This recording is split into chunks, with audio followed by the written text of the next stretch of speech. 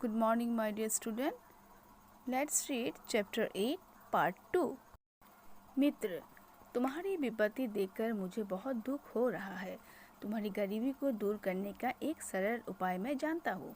राधेश्याम, कृपा करके वो उपाय मुझे बता दो, मैं उसे अवश्य करूँगा।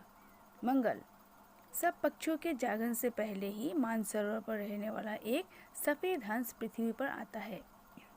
वो दोपहर दिन चढ़े लौट जाता है। यह तो पता नहीं कि कब कहाँ आएगा, किंतु जो उसका दर्शन कर लेता है उसको कभी किसी वस्तु की कमी नहीं होती।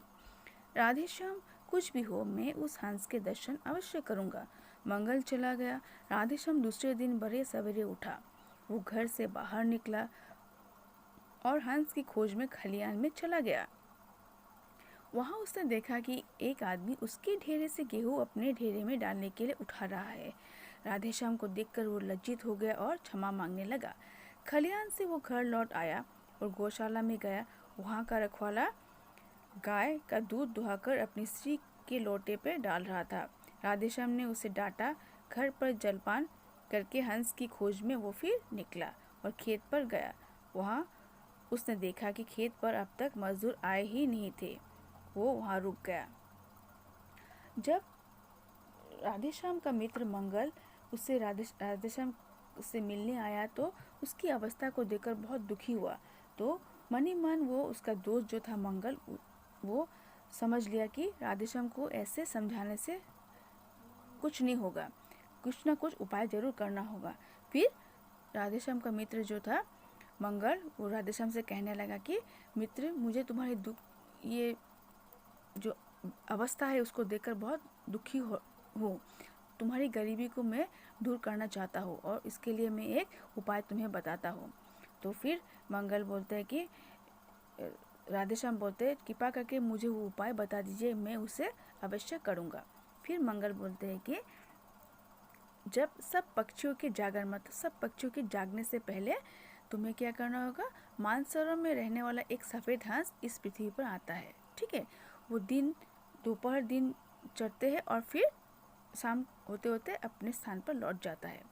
ये पता नहीं कि कब कहाँ आएगा, किंतु जो इसका दर्शन कर लेगा उसकी सभी मनोकामना पूरी होगी। फिर राधेश्याम तो था ही आलसी। वो सोचने लगा, अगर मुझे ये हंस का दर्शन हो जाए तो मेरी सब आशा, मेरी सब मनोकामना पूरी होगी, वो भी घर बैठे बैठे। मंगल तो चला गया। दूसरे दिन राधेश्याम मतलब सुबह सवेरे सवेरे उठ के वो घर से बाहर निकला और हंस की खोज में अपने खलियान में गया। तो वहाँ उसने देखा कि एक आदमी उसके ही ढेरे से अपने ढेर में गेहूँ उठा रहा था। तो राधेश्याम को देखकर वो लज्जित हो गया और फिर क्षमा मांगने लगा। फिर खलियान से वो जब घर लौट आया, वहाँ तब वो गौशाला में गया। वहाँ देखा कि जो गाय का रखवाला था वो गाय का दूध दुहाकर अपनी ही स्त्री के लोटे में डाल रहा था। राधेश्याम ने फिर उसे डांटा। फिर घर पर जलपान करके फिर हंस की खोज के लिए वो फिर निकल पड़ा। जब वो अपने खेत पे गया तो वहाँ उसने क्या देखा कि अब तक तो मजदूर वहाँ आ ही नहीं थे। सब मजदूर, मतलब कब कोई टाइम नहीं होता था, जब जब चाहता था तभी आता था, मतलब कोई, क्योंकि मालिक नहीं रहता था तो नौकर भी वैसे ही अपने मन मर्जी से आते जाते रहते थे। तो वहाँ जाकर जब देखा कि कोई मजदूर नहीं है, राधेश्याम बहुत गुस्सा हुआ उन मजदूरों के ऊपर। इस प्रकार वो वहाँ से चला गया। फिर वो जहाँ भी गया कोई ना कोई हानि होती रहती थी। सफ़ेद हंस की खोज में राधेश्याम प्रतिदिन सवेरे उठने और घूमने लगा। अब उसके नौकर सही काम करने लगे। उसके यहाँ से सामान चोरी होना बंद हो गया। पहले वो बीमार रहता था, अब उसका स्वास्थ्य भी ठीक हो गया। खेतों से उसे अन्न अधिक मिलने लगा। गौशाला से दूध अधिक आने लगा। एक दिन फिर राधेश्याम का मित्र मंगल उसके घर आया। राधेश्याम ने कहा, मित्र, सफ़ेद हंस तो मुझे अब तक नहीं दिखा, किंतु उसकी खोज में लगने से मुझे बहुत लाभ हुआ। मंगल हंस पड़ा और बोला, परिश्रम करना ही वो सफ़ेद हंस है। परिश्रम का पंख सदा उजले होते हैं। जो परिश्रम ना करके अपना काम नौकरों पर छोड़ देता है वो हानि उठाता है। ठीक है, और जो स्वयं परिश्रम करता है तथा अपने नौकरों की देखभाल करता है वो धन और सम्मान पाता है। तो क्या हुआ, मतलब जब राधेश्याम जहाँ भी गया चारों तरफ हानि होती रही। तो ये देखकर उसको बहुत दुख हुआ, क्योंकि वो सारा काम नौकर के ऊपर छोड़ देता था और नौकर अपनी मन मर्जी से काम किया करता था। तो इस तरह सफ़ेद हंस की खोज में राधेश्याम प्रतिदिन सवेरे उठने लगा और घूमने लगा। अब फिर क्या हुआ जी, वो हमेशा हर रोज़ अपने खेत में, खलिहान में, इसके बाद गौशाला में जाते रहा।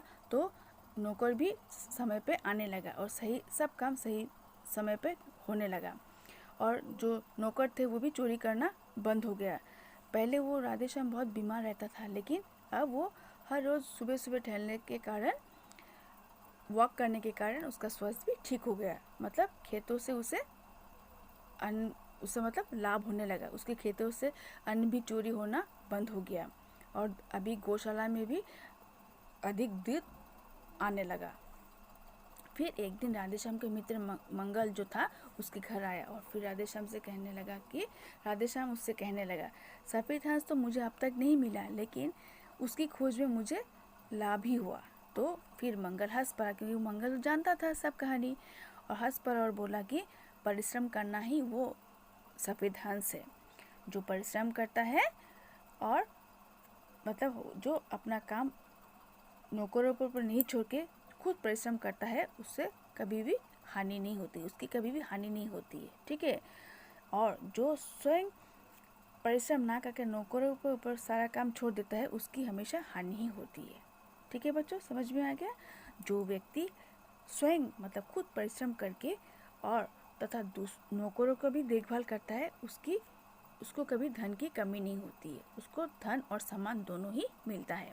लेकिन जो व्यक्ति परिश्रम ना करके सब कुछ नौकरों के ऊपर छोड़ देता है, उससे कभी भी उसके जीवन में उन्नति नहीं होती है। तो इस लेसन का मतलब इस लेसन से हमें क्या शिक्षा मिलती है कि हमें दूसरे के ऊपर निर्भर नहीं होना चाहिए, सब काम खुद करना चाहिए।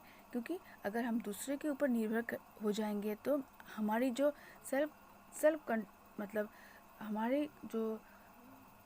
हमारे अंदर में जो सेल्फ ताकत होगी वो कम हो जाएगी, क्योंकि हम हमेशा छोटी छोटी बात पर दूसरे के ऊपर डिपेंड करते रहेंगे। और अगर दूसरों के ऊपर डिपेंड करते रहेंगे तो हमारी उन्नति कभी हो ही नहीं सकती है। ठीक है बच्चों, आशा करती हूँ मुझे कि आपको ये लेसन समझ में आ गया होगा। ठीक है, बाय बाय।